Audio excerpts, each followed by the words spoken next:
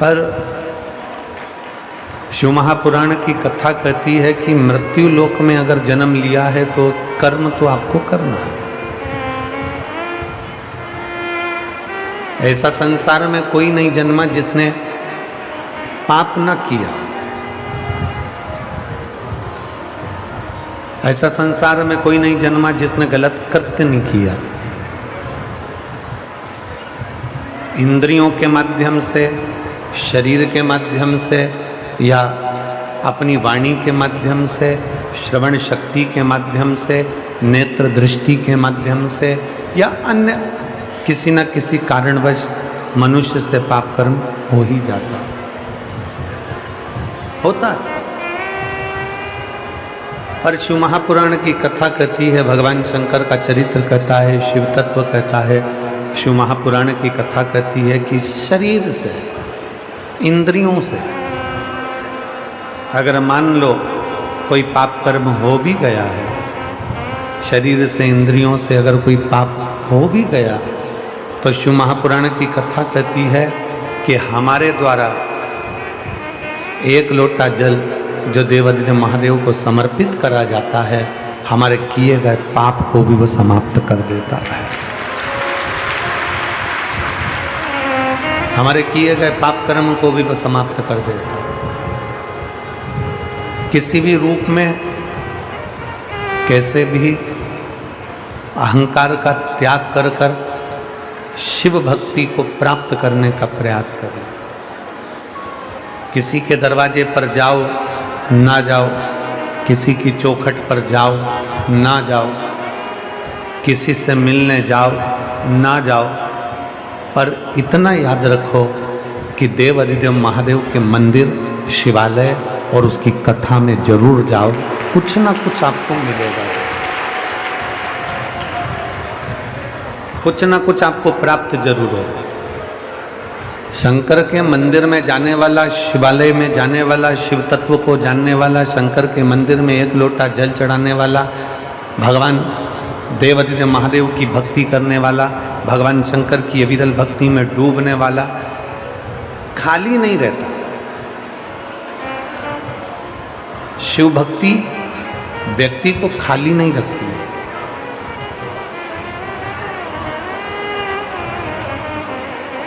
ये उदाहरण है माता पार्वती जी का चरित्र।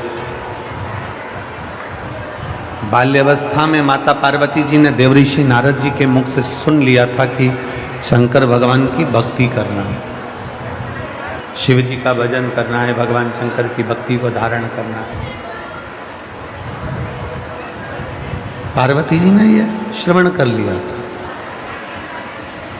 पार्वती जी ने यह जान लिया था कि शंकर की भक्ति को करना है, और बाल्यावस्था से, बचपन से माता पार्वती जी भगवान शंकर की भक्ति में लीन हो गए। जितने यहाँ कथा में बैठे हुए हैं, पंडाल में बैठे हुए हैं, पंडाल के बाहर बैठे हुए हैं, या टीवी पर आस्था चैनल के माध्यम से, फेसबुक यूट्यूब के माध्यम से कथा सुन रहे हैं, ध्यान लगाकर कथा को सुनिएगा। रात भर से आप लोग चलकर आए हो, पूरी रात कीर्तन करा है, जागे हो, बाबा की कथा अपने दिल में बिठाकर बाबा से प्रार्थना कर कर 2.5 घंटे की जो कथा है उसको अपनी चित्त वृत्ति में बिठाओ और अपने मन की बात बाबा से कहकर फिर जाओ, जिससे बाबा तुमको वापस बुलाए जल्दी से। पार्वती जी की कथा कहती है कि पार्वती जी ने बाल्यावस्था में, बचपन में ये विचार कर लिया, पार्वती जी ने बचपन में ये जान लिया कि भगवान शंकर को एक लोटा जल चढ़ाना। आप ये ना सोचें कि केवल आप शंकर भगवान को जल चढ़ा रहे हैं। आप ये ना विचार करें कि केवल आप भगवान शिव की भक्ति कर रहे हैं। आप ये विचार ना करें कि केवल आप शंकर को प्राप्त करना चाहते हैं, ना। शिव महापुराण की कथा कहती है माता पार्वती जी ने भी शंकर को एक लोटा जल चढ़ाया है। माता सती ने भी भगवान शंकर को एक लोटा जल चढ़ाया। भगवान श्री गणेश जी महाराज ने भी भगवान शंकर को जल चढ़ाया। श्री हनुमान जी महाराज ने भी भगवान शंकर को जल चढ़ाया। स्वयं भगवान नारायण ने भी राम अवतार रखकर शिव को जल चढ़ाया। भगवान कृष्ण अवतार लेकर भी शंकर को जल चढ़ाते हैं। शिव महापुराण की कथा कहती है, जब नारायण ने भगवान शंकर को जल चढ़ाया, ब्रह्मा जी ने भगवान शंकर को जल चढ़ाया, इंद्र ने भगवान शंकर को जल चढ़ाया, 33 कोटि देवताओं ने भगवान शंकर को जल चढ़ाया।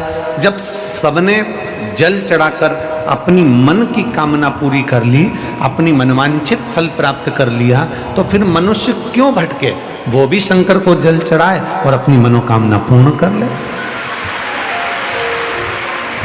क्यों भटके? किस लिए भटके? और मैंने तेरे ही भरोसे बाबा, तेरे ही भरोसे हवा बिच उड़ती जावांगी, बाबा डोर हटो छड़ना मैं कटी जावांगी, भोले मैं तेरी पतंग, शंभो मैं तेरी पतंग, हवा बिच उड़ती जावांगी, बाबा डोर हटो छड़ना मैं कटी जावांगी, बाबा मैं तेरी पतंग, शंभो मैं तेरी पतंग। शिव महापुराण की कथा कहती है, माता पार्वती जी शंकर जी की आराधना कर रही है, माता सती शिव की आराधना कर रही है, भगवान श्री गणेश जी शिव की आराधना कर रहे हैं, श्री हनुमान जी शिव की आराधना कर रहे हैं। फिर हम क्यों भटके? हमारा भटकना किस लिए? हम किस लिए भटक रहे हैं? हम क्यों इधर उधर जाएं? हम क्यों इधर उधर भटकते फिर? हम किस लिए यहाँ वहाँ चारों तरफ भटकते रहे? शिव महापुराण की कथा में अगर आप लोग बैठे हैं तो एक संकल्प अपने भीतर उतार कर जाइए। शिव महापुराण की कथा में अगर आप लोग बैठे हैं तो एक संकल्प अपने अंदर उतार कर जाओ कि मैं कहीं प्रपंच में, ढोंग में, दिखावे में, भ्रम में नहीं पड़ूंगा। अगर मेरी जिंदगी में दुख आया, तकलीफ आई, कष्ट आया, तो मैं शंकर के चरणों में जाकर पढ़ूंगी, पर ढोंग प्रपंच में नहीं पढ़ूंगी।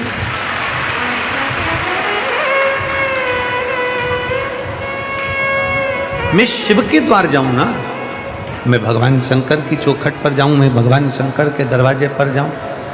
अगर मुझे जाना ही है तो मैं शंकर के पास जाऊं। लंका के राजा रावण को भी जीतने के लिए मेरे भगवान नारायण राम का रूप रख कर जाते हैं, तो राम जी को भी समझ में आता है, भगवान राम जी की भी चित्तवृत्ति में रहता है। राम जी ने भी विचार कर लिया कि शंकर की आराधना के बिना रावण को भी नहीं जीत सकते। शिव की आराधना के बिना रावण को जीतना भी बड़ा कठिन है। इसलिए भगवान शंकर की आराधना लंका जाते समय भी राम जी करते हैं और वहां से आते समय भी राम जी करते हैं। जाते समय भी शिव की आराधना हो रही है, आते समय भी शिव की आराधना हो रही है। श्री शिवाय नमस्तुभ्यम में भगवान शंकर और पार्वती जी को प्रणाम करता हूँ, नमन करता हूँ। श्री शिवाय नमस्तुभ्यम का मतलब है कि मैं बाबा शंकर और पार्वती को नमन करता हूँ।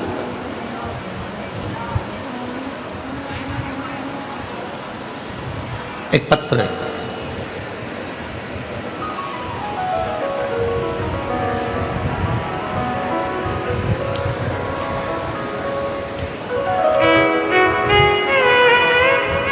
मैं सुनील कुमार राय, ग्राम मोतीपुर, पोस्ट महुआ, थाना कंटेया, जिला गोपालगंज, बिहार का निवासी हूँ।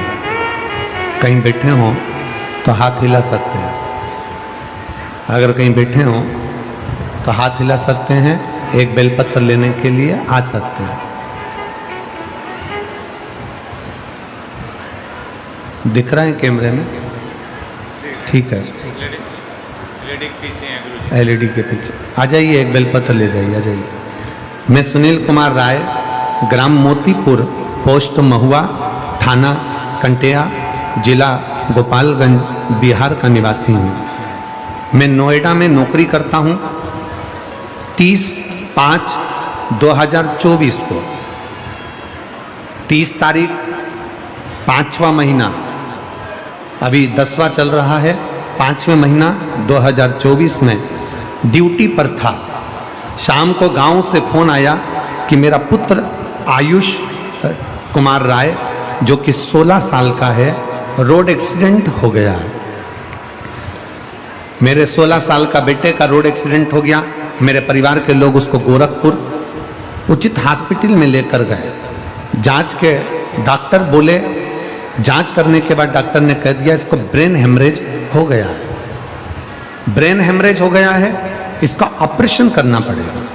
पर डॉक्टर ने ऑपरेशन करने से पहले हमको बता दिया कि ये कोमा में चले जाएगा, या तो इसको कुछ याद नहीं रहेगा, ये उठ पाएगा कि नहीं उठ पाएगा इसकी कोई गारंटी नहीं है।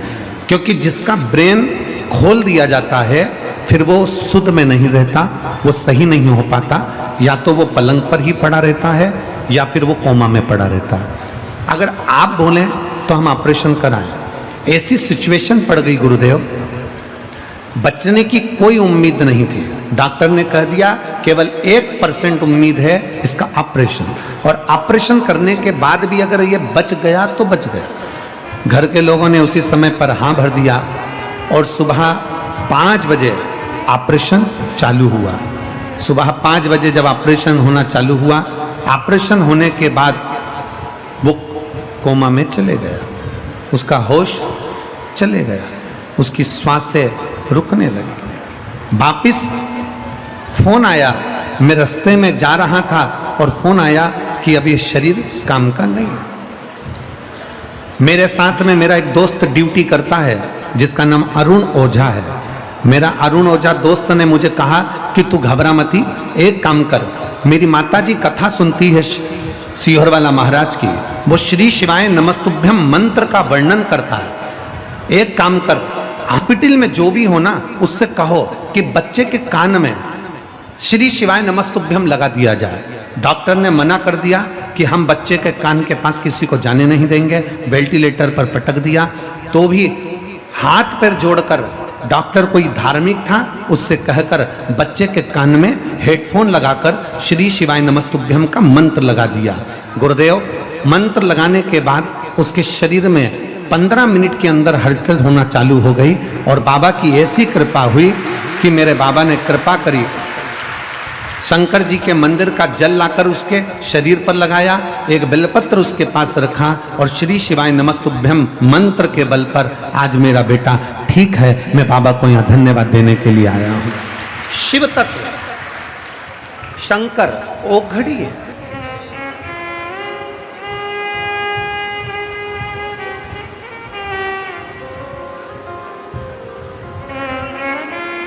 हमने तो आपको कई बार कथाओं में भी कहा, शायद आप लोगों ने लिखा भी होगा, हमने तो कथा के माध्यम से भी आपको वर्णन किया कि अपने घर के दरवाजे पर श्री शिवाय नमस्तुभ्यम लिख दो। क्यों? सामने वाला अगर कोई व्यक्ति आ रहा है, शिव महापुराण की विद्येश्वर संहिता कहती है कि श्री शिवाय नमस्तुभ्यम बोलने वाले के केवल मुख का दर्शन कर लो तो हजारों अश्वमेध यज्ञ का फल प्राप्त हो जाता है और हमारे पुण्य प्रबल हो जाते हैं। हमने क्यों कहा कि कि अपने घर के दरवाजे पर श्री शिवाय नमस्तुभ्यम लिखो, क्योंकि जो तुम्हारे दरवाजे पर आएगा, दरवाजा बजाने से पहले, दस्तक देने से पहले, बेल बजाने से पहले वो आपके दरवाजे पर श्री शिवाय नमस्तुभ्यम पड़ेगा। जब उसके मुख से श्री शिवाय नमस्तुभ्यम निकल जाएगा तो आप जब दरवाजा खोलेंगे तो उसके मुख का भी दर्शन करेंगे तो आपका जीवन सार्थक हो जाएगा।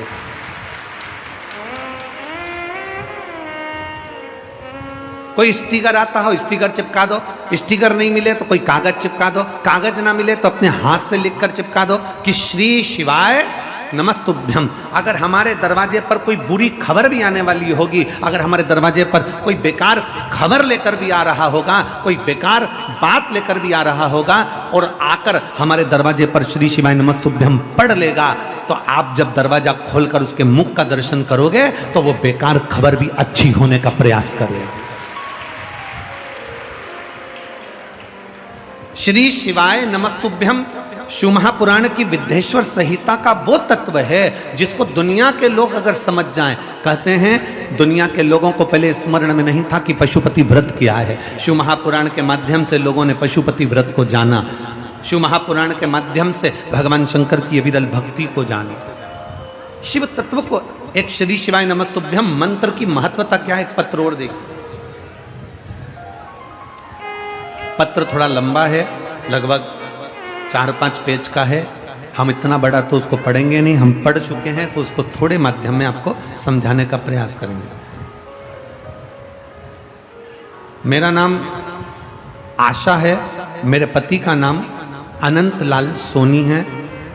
मोबाइल नंबर मेरा ये है। एलईडी पर आप लोग आस्था चैनल पर और जो बड़ी बड़ी एलईडियां लगी हैं इस पर इस पत्र को देख सकते हैं। मेरा नाम आशा है, मेरे पति का नाम अनंत लाल सोनी है। मेरा मोबाइल नंबर, ये 2 मोबाइल नंबर उन्होंने लिखे। फरीदाबाद में रहने वाली हूँ, SGM नगर, SGM नगर गली नंबर 4 फरीदाबाद में मैं रहती हूँ। कहीं बैठी हो तो हाथ हिला सकती है। दिख गए? दिखे हैं तो आ जाइए, एक बेलपत्र ले जाइए। अगर दिख गए हैं आ जाइए, आप बेलपत्र ले जाइए। मेरा नाम आशा है, मेरे पति का नाम अनंत लाल सोनी है। मोबाइल नंबर ये है, फरीदाबाद में रहने वाली, SGM नगर गली नंबर 4। गुरुजी मेरा बेटा जो कि 18 वर्ष के लगभग का है, 6 सीढ़ी नीचे गिर गया। 6 सीढ़ी नीचे गिरते ही वो बेहोश हो गया। बेहोश होकर हम उसको अस्पताल लेकर गए। डॉक्टर जब हॉस्पिटल लेकर गए तो डॉक्टर बोला आपके बेटे में अब कुछ नहीं है। पत्र में आप लोग, टीवी पर पत्र चल रहा है, एलईडी पर पत्र चल रहा है, उसको पढ़िएगा कि उन्होंने पत्र में क्या लिखा है। हम बेटा बेहोश हो गया, अस्पताल लेकर गए तो डॉक्टर बोला आपके बेटे में अब कुछ नहीं है, सांसें भी नहीं है। डॉक्टर ने जवाब दे दिया और मैं रो रही थी। मुझे मथुरा की, रोते हुए मथुरा की 2 औरतें, 2 लेडीज मिली। वो बोली बेटा तुम मंदिर जाओ और जल चढ़ाओ शिव को, श्री शिवाय नमस्तुभ्यम का जाप करो। मैं बोली आंटी जी मुझे श्री शिवाय नमस्तुभ्यम का जाप बोलना नहीं आता। फिर मैंने बोला मैं अपने देवर को लाती हूँ और आप उन्हें बताओ। गुरुजी फिर हम घर आए और देवर से बुलाकर उसको श्री शिवाय नमस्तुभ्यम का वर्णन उन 2 औरतों ने बता दिया। कैसे जल चढ़ाना है वो बताया। मंदिर में जाना, लोटा भर के जल चढ़ाना, पानी लाकर इस बच्चे पर छींटना और श्री शिवाय नमस्तुभ्यम का जाप उसके कानों में करना। बॉडी हॉस्पिटल में पड़ी थी और मैं अपने देवर के साथ मंदिर ढूंढ रही थी। मंदिर ढूंढते ढूंढते एक मंदिर मिला जिसमें ताला लगा हुआ था। मंदिर के पुजारी जी ने ताला नहीं खोला। पंडिताइन जी को बोला कि हमारा बहुत बड़ी समस्या है, आप दरवाज़ा खोलो। तब पंडिताइन ने दरवाज़ा खोला, पर पानी चढ़ाकर मैं लेकर आ रही थी तो पानी थोड़ा गिर गया। गिरते से पंडिताइन गुस्से में हो गई, उसने टंगल उठाकर, डोलची उठाकर बाहर फेंक दिया। मेरा पूरा पानी चले गया। मैं विनती करी कि मैं पोछा लगा देती हूँ। मंदिर का मैंने पोछा लगाया, फिर पानी चढ़ाया और लिया और वही पानी लेकर मैं अपने बेटे के पास आ गई। गुरुदेव बेटे के पास आते आते इतनी देर में बस हॉस्पिटल के दरवाजे पर पहुंची थी, इतनी देर में बेटे की श्वास नलिका में थोड़ी सी श्वास आई और श्वास आने के बाद उसको वेंटिलेटर पर डाल दिया गया।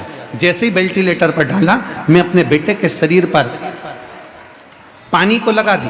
पानी को लगाने के बाद मैंने अपने बेटे के कान में श्री शिवाय नमस्तुभ्यम 1 घंटे तक वेंटिलेटर के पास डॉक्टर के पांव पड़कर बोलती रही। और बाबा की मैं क्या गुणगान करूं गुरुदेव, मेरा 18 साल का बेटा आज बाबा की कृपा से ठीक हो गया और बाबा की कृपा से जीवित हो गया। मैं शिव तत्व को प्रणाम करता हूं।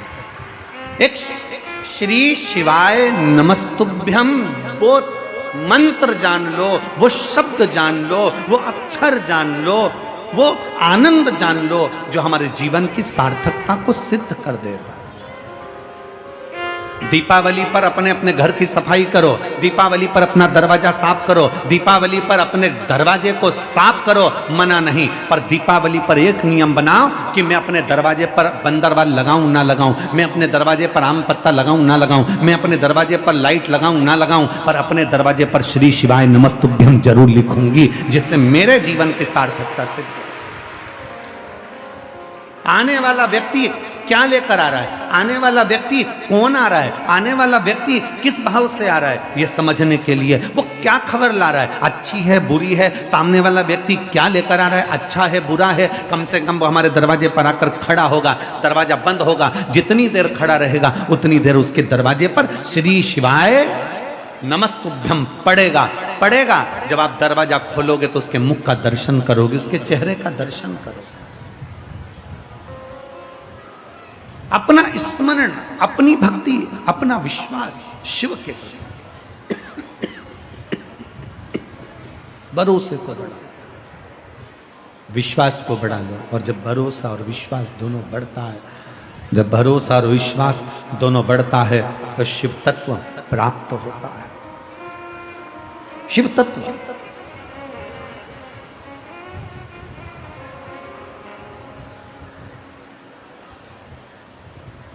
रावण पापी था,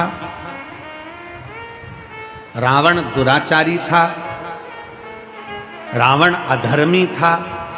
कल हमने कथा में कहा था, पर रावण गद्दार नहीं था। कल कथा में कहा था। कई लोग हमसे कहते हैं गुरुजी हमने सुना है कि मंगलवार को ये नहीं करना चाहिए, कोई कहता है कि बुधवार को बाल नहीं कटवाना चाहिए, कोई कहता है गुरुवार को ये नहीं करना चाहिए, कोई कहता है शनिवार को ये नहीं करना चाहिए, कोई कहता है शुक्रवार को ये नहीं करना चाहिए, कोई के सोमवार को ये नहीं करना चाहिए। शिव महापुराण की कथा कहती है 7 वार मेरे शंकर के हैं। नक्षत्र शिव ने बनाया, काल शिव ने बनाया, पंचांग शिव ने बनाया, समय शिव ने बनाया, घड़ी शिव ने बनाया। इसलिए उसको महाकाल कहते हैं, क्योंकि उसने काल बनाया, घड़ी बनाई, पल बनाया, नक्षत्र बनाया, सब कुछ उसने बनाया। रविवार उसका है, सोमवार उसका है, मंगलवार उसका है, बुधवार, गुरुवार, शुक्रवार, शनिवार, ये सब वार उसके हैं।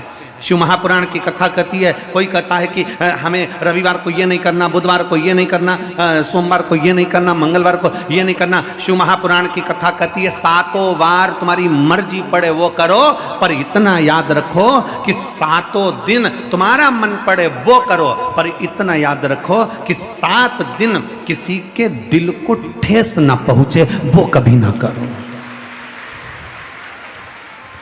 सब कुछ करो पर किसी का बुरा मत करो। तुम्हारा मन पड़े जो करो 7 दिन, पर किसी का बुरा मत करिए। क्यों? क्योंकि मान लो तुम 7 में एक दिन बाल नहीं कटाओगे तो क्या बहुत बड़े तपस्वी कहला जाओगे? मान लो एक दिन तुमने भोजन नहीं करा तो क्या तपसाधना कहला जाएगी? नहीं। शिव महापुराण की कथा कहती है, कोई कहता है मैं प्याज नहीं खाता, कोई कहता है मैं लहसुन नहीं खाता, कोई कहता है मैं ये नहीं खाता, कोई कहता है मैं वो नहीं खाता। निवेदन है, तुम कुछ खा रहे हो ना खा रहे हो उससे मतलब नहीं है, बस इतना याद रखो कि किसी का दिल मत दुखाओ और किसी का हराम का धन मत खा जाओ, बस इतना याद रखो।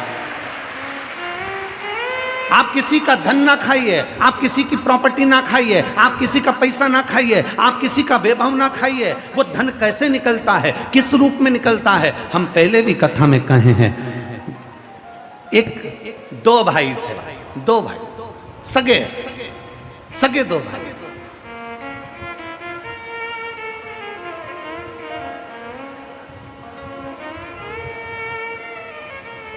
एक भाई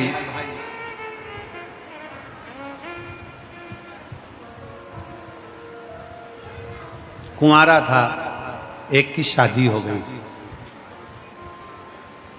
घर में पत्नी थी, छोटा भाई था। भाई को एक बीमारी लग गई और भाई को बीमारी लगी और बीमारी लगने के बाद भाई उसके ऊपर खर्चा करने लगा। खर्चा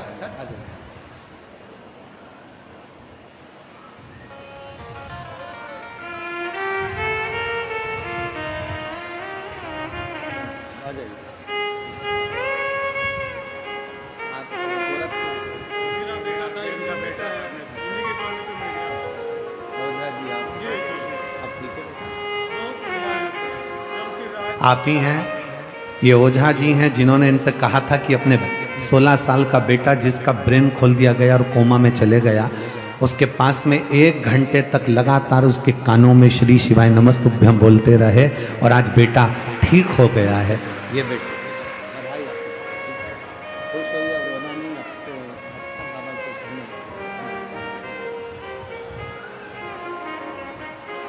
शिव तत्व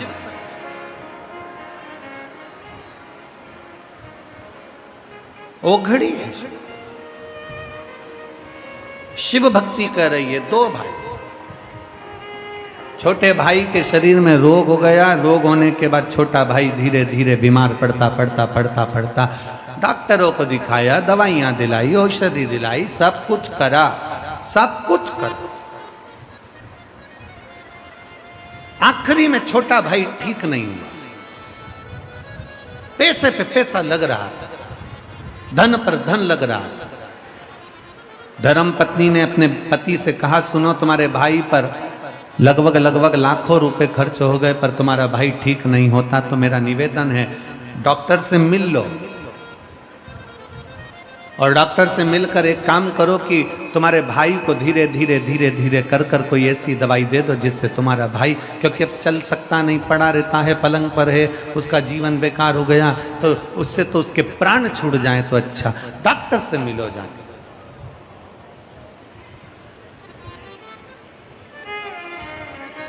रो मत बेटा, आ जाओ,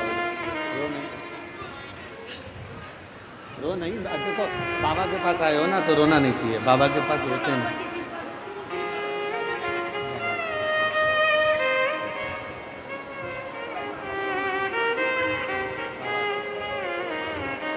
कह रही हैं, मैंने पत्र में लिखा, एक बार तो प्राण छूट चुके थे, दूसरी बार ठीक हो गया, कुछ दिन बाद वापिस कोमा में चले गया, फिर वापिस मंदिर जाना चालू करा, तीसरी बार फिर कोमा में चले गया और बाबा की कृपा से अब बेटा पूर्ण तरह से ठीक होकर बाबा के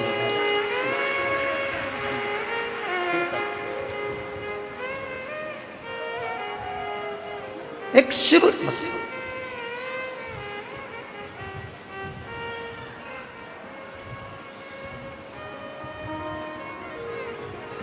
बड़े भाई की पत्नी ने कहा कि अब इनका शरीर, तुम्हारे छोटे भाई का शरीर साथ नहीं दे रहा, डॉक्टर से मिलो और कोई ऐसी दवाई ले लो जिससे स्लो पॉइजन जैसा दे देकर, अगर अपन पॉइजन देकर मारेंगे तो लोग कहेंगे कि बताओ भाई को मार दिया। कोई दवाई ऐसी दे दी जाए जो धीरे धीरे तुम्हारा छोटा भाई, अब शरीर में कब तक पैसा लगाओगे, वो शरीर काम का नहीं।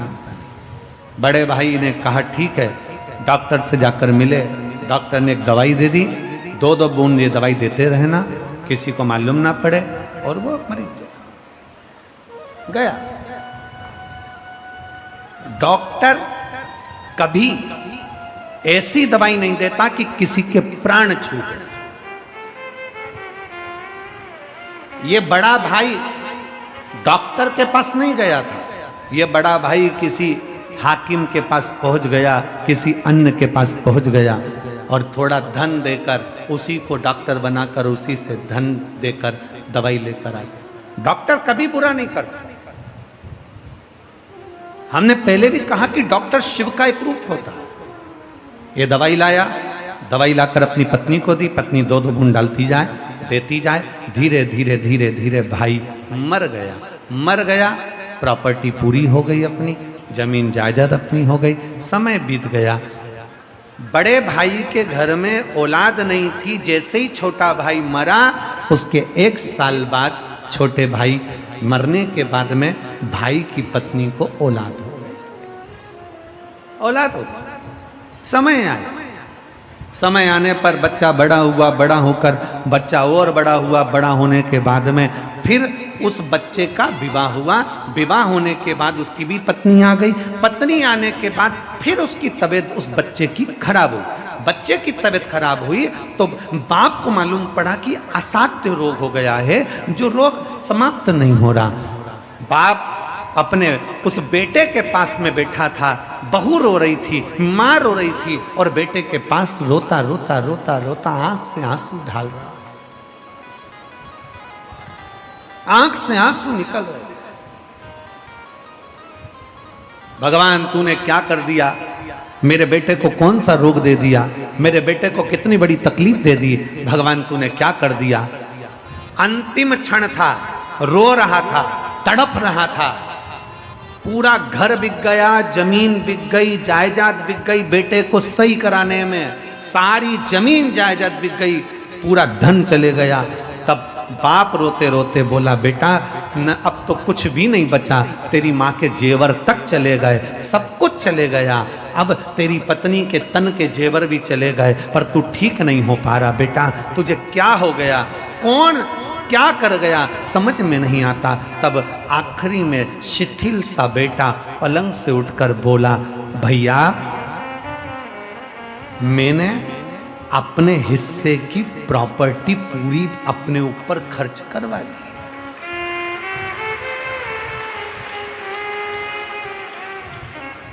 मैं तेरा भाई, जन्म लिया तेरे ही घर में, तुझसे ही खर्च करवा कर जा रहा हूं। कर्म की गति बड़ी विचित्र है, इसलिए शिव महापुराण की कथा कहती है कि तुम 7 दिन में 7 बार में बुधवार, गुरुवार, शुक्रवार, शनिवार तुम्हारी मर्जी पड़े जो करो, पर इतना जरूर करो कि हम किसी का बुरा ना करें।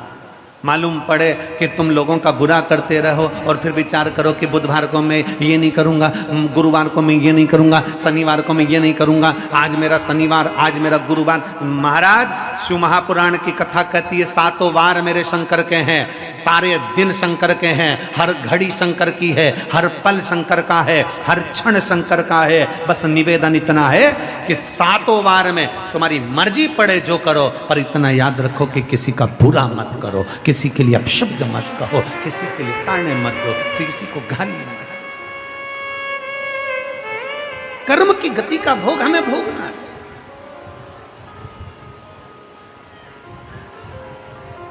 कोई दूसरा कर्म गति का भोग भोगता ही नहीं है।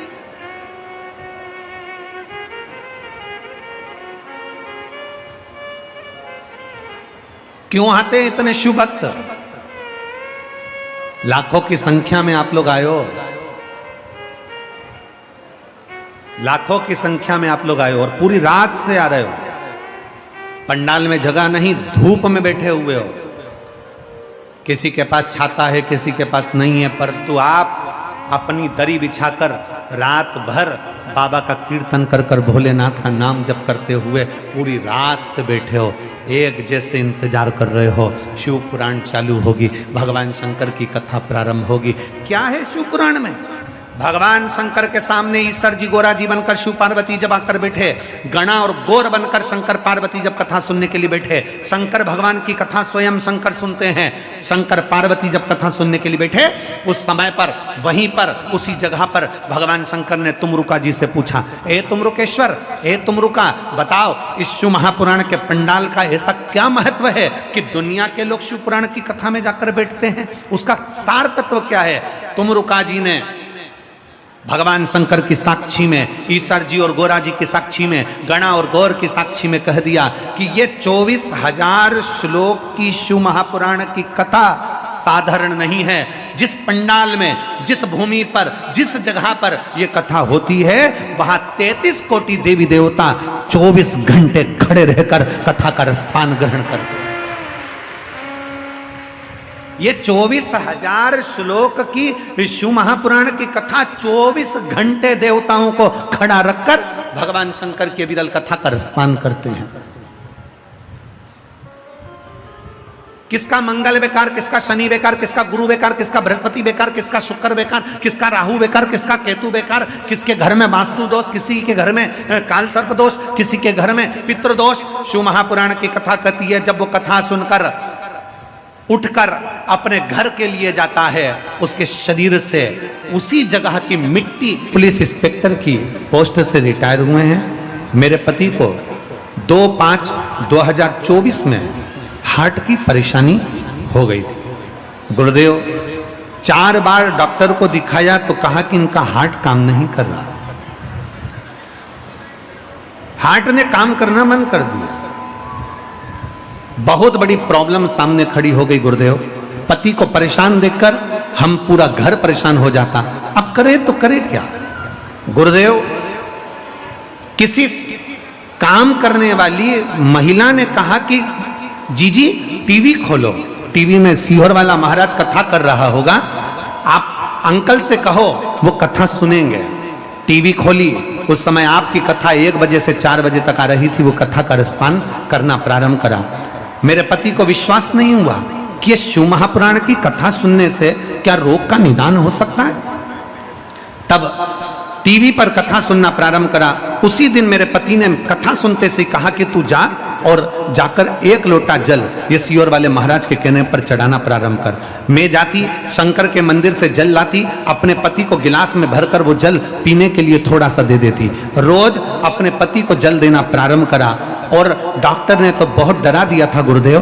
फिर हम आखिरी में जांच कराने के लिए वापस डॉक्टर के पास पहुंचे तो डॉक्टर ने एंजियोग्राफी करने का जो बोला था, ऑपरेशन करने का जो बोला था, डॉक्टर ने आखिरी में कह दिया इसकी सारे टेस्ट नॉर्मल आ गए हैं, ना इसको एंजियोग्राफी की जरूरत है, ना हार्ट में ऑपरेशन की जरूरत है, ना बाईपास करने की जरूरत है, इनको घर लेकर जाओ। मैं बाबा को प्रणाम करने के लिए आई हूं। एक लाइन अच्छी लिखी है, आप और हम गुनगुना लेते हैं।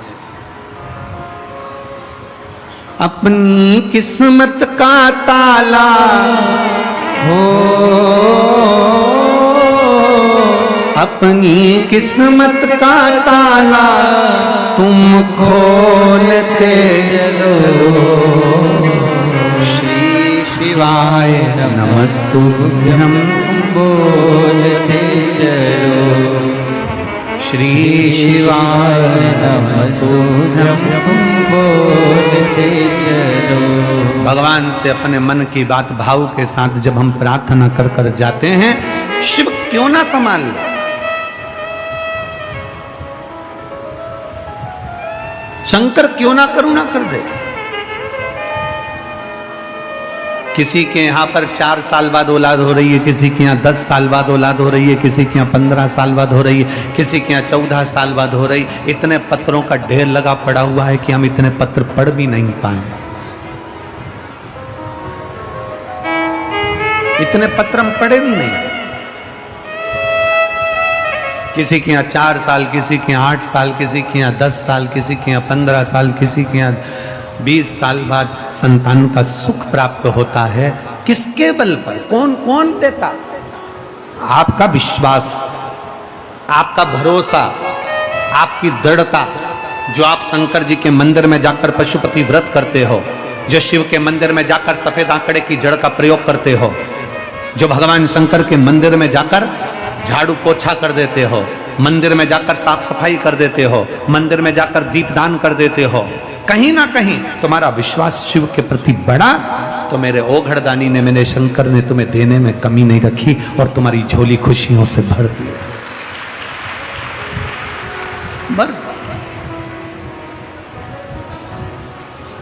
प्रतिदिन अच्छा सोचो, अच्छा विचारो, अच्छा करने का प्रयास करो। अच्छा सोचिए, अच्छा विचारिए और अच्छा करने का प्रयास करें। हमारा नियम है, हम हमारे भोले बाबा की सेवा करते हैं, हमारे ठाकुर जी की सेवा करते हैं, हम हमारे शंकर जी की सेवा करते हैं, शालिग्राम जी की सेवा करते हैं, लड्डू गोपाल जी की सेवा करते हैं, कल्लू जी की। तो हमारा नियम है, हम रोज प्रतिदिन इस व्यासपीठ पर आते हैं, तब व्यासपीठ से जाते हैं, तब रोज झोली पसार कर, आपने देखा भी होगा कि हम झोली पसार कर प्रणाम करते हुए एक ही चीज कहते हैं, मेरे बाबा किसी स्त्री की, किसी महिला की गोद खाली मत रखना, और किसी पुरुष की जेब खाली मत रखना।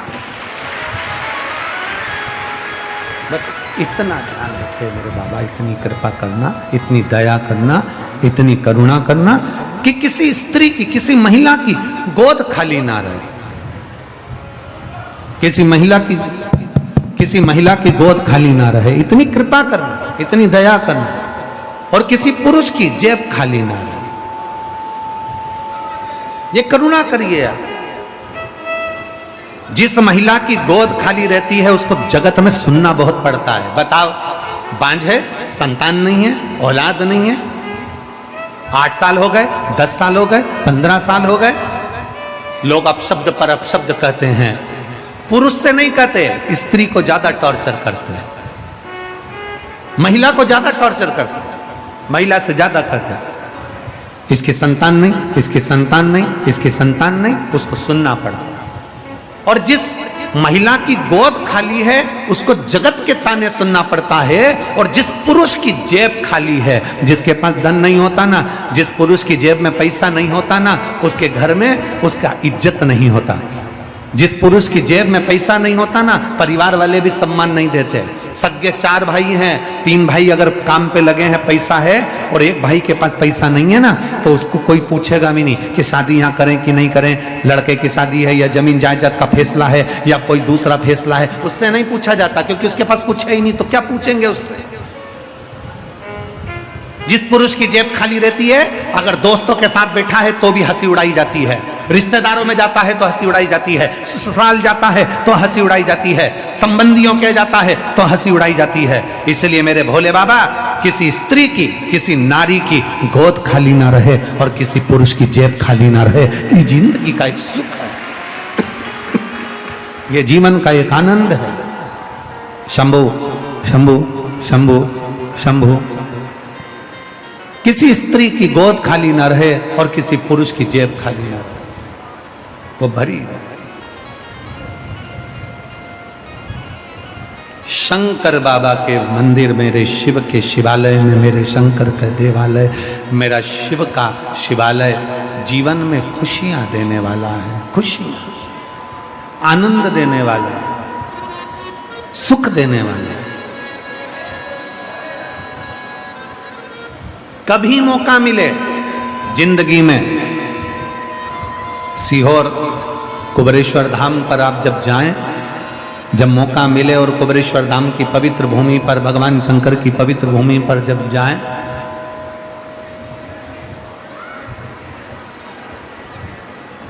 भगवान शिव की चौखट पर जब जाएं, साउंड वालों की भी आदत होती है, अच्छा साउंड चलता रहेगा तो उसमें उंगली कर देते हैं कि गड़बड़ कर दूंगा।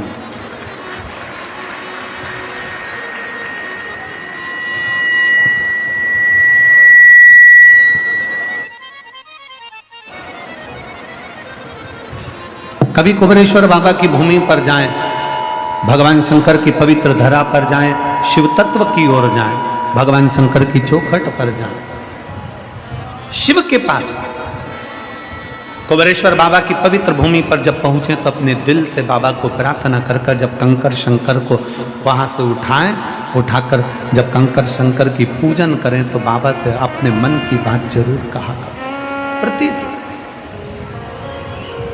विनय जरूर करा, निवेदन जरूर करा।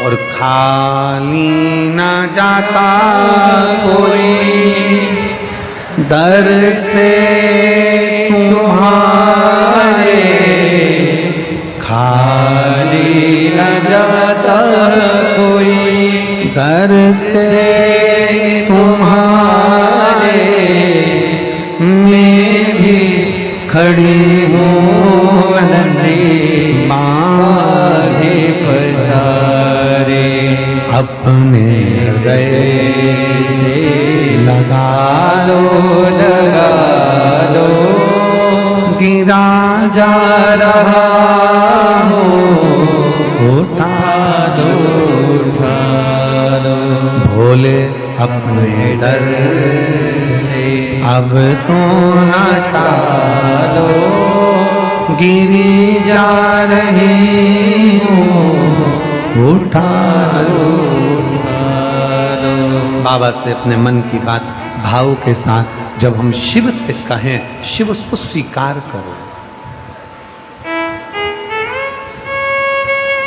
शंकर उसको स्वीकार करो।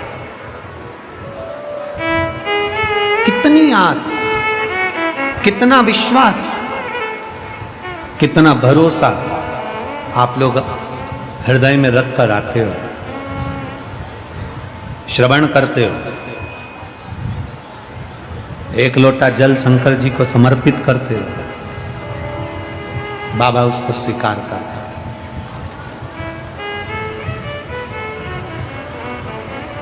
कल किसी एक बहन ने एक पत्र में लिखा, शिव कौन सा जल स्वीकार करते हैं? शंकर भगवान कौन सा जल स्वीकार करते हैं?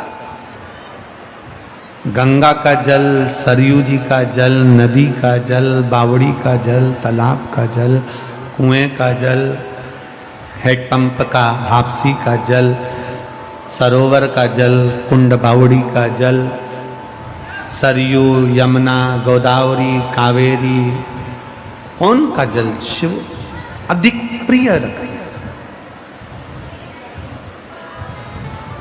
शंकर भगवान को सबसे ज्यादा प्रिय कौन सा जल है? गंगा का, सरयू का, कावेरी का, गोदावरी का, नर्मदा का, कुएं का, बावड़ी का, तालाब का, मानसरोवर का, पुष्कर का, कुरुक्षेत्र का, कहां कहां कौन सा जल शंकर को प्रिय है? शिव महापुराण की कथा कहती है, शंकर को भाव का जल अति प्रिय है। शिव को भाव का जल चाहिए।